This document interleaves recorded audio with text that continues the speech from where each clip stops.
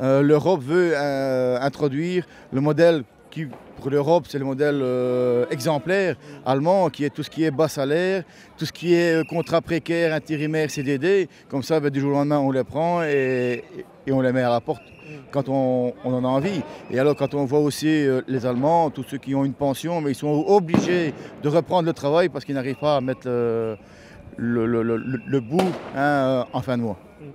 En Allemagne, c'est 1 euro de l'heure, si je me souviens bien.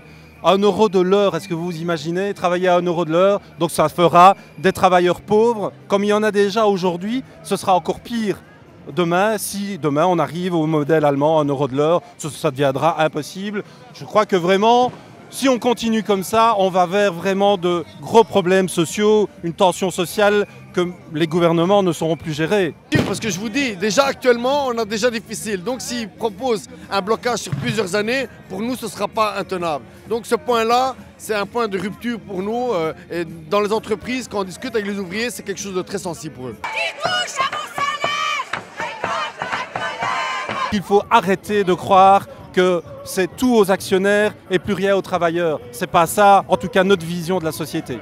Non, je trouve que la société, comme le PTB le demande, il faudrait que les grosses fortunes puissent payer un peu, mettre leurs mains à leur poche aussi pour payer et aider les travailleurs. C'est des mesures pour la relance économique qu'il faut faire et pas l'austérité pour les travailleurs. Nous pensons que les politiques d'austérité n'ont jamais amené de solution à la crise. Ce sont les politiques d'austérité qui créent la crise.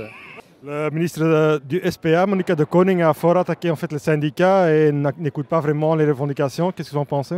Mais écoutez, c'est une tendance qu'on voit beaucoup dans l'ensemble des partis qui se réclament de la gauche, comme le SPA, le PS, c'est de dire que finalement, on ne comprend pas pourquoi les travailleurs bougent. Ça montre à quel point il y a une rupture entre cette pseudo-gauche et le monde du travail. Et donc je crois vraiment que ça montre clairement qu'il est besoin de retrouver en Belgique une vraie gauche, une gauche qui ose, une gauche qui dit que ce ne sont pas les travailleurs qui doivent payer cette crise, mais les millionnaires, les spéculateurs et les banquiers.